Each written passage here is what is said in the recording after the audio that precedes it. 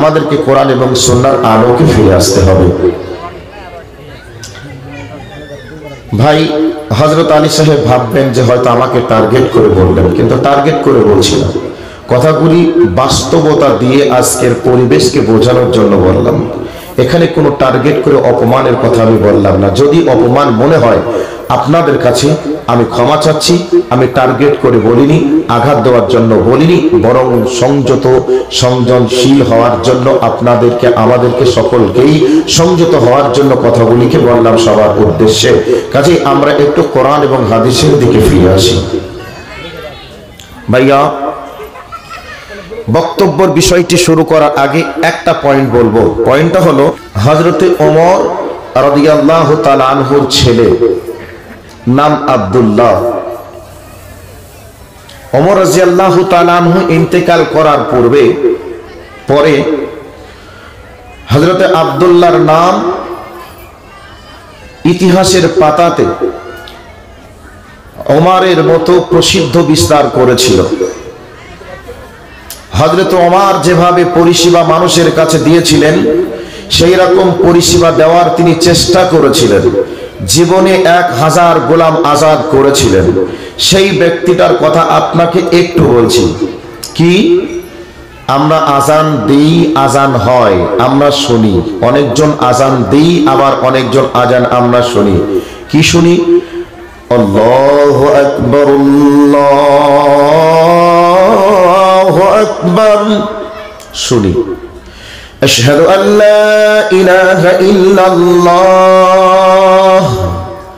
আশহাদু আন্না মুহাম্মাদার রাসূলুল্লাহ,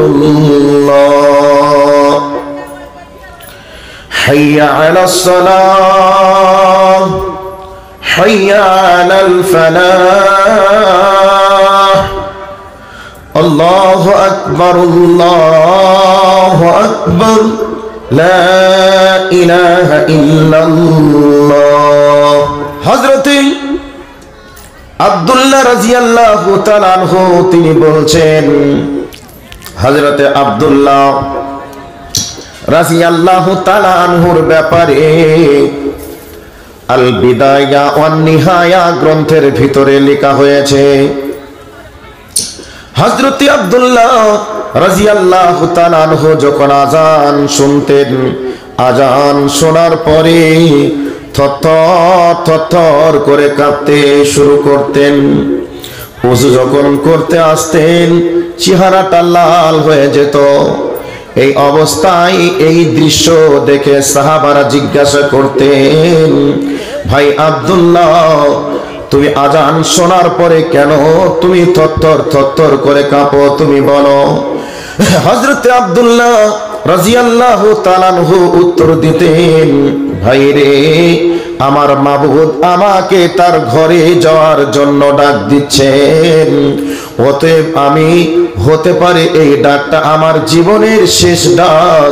আমি এই ডাকটা আর হয়তো বা শুনতে নাও পারি, তবে আমি যখন আর শুনতে পাবো না, আমার আল্লাহ আমাকে আর তার ঘরের জন্য ডাকবে না। অতএব আমার জীবনের এটাই হচ্ছে শেষ ডাক। তবে এই ডাকটাই শেষ ডাক হিসাবে আমি আল্লাহর ঘরে যাব। তবে আমি নামাজের ভিতরে যখন দাঁড়িয়ে যাব, আমার আল্লাহর কাছে যা চাইব আল্লাহ দিবেন তো? আল্লাহকে যেটা শোনাতে চাইব আমার আল্লাহ শুনবে তো? আমার এই আজ নামাজ হতে পারে জীবনের শেষ নামাজ। এই নামাজে আমার রবকে যদি রাজি করতে পারি, তাহলে আমার কপাল খুলে গেল। আর যদি রাজি না করতে পারি, তাহলে আমার কপাল খারাপ হয়ে গেল। এই জন্য যখন আজান শুনি, তখন আমি মনে মনে ভাবি, এই আজানটা হতে পারে জীবনের শেষ আজান, আর আমার আল্লাহ আমাকে তার ঘরের জন্য ডাকছে। তবে এটাই হচ্ছে জীবনের শেষ আজান, আর আমাকে আল্লাহ তার ঘরের জন্য আর হয়তো ডাকবে না, আর আমি হয়তো আল্লাহর ঘরে আর যেতে পারবো না। এই জন্য আমি নিজে আল্লাহর ভয়ে থরথর করে কাঁপতে থাকি।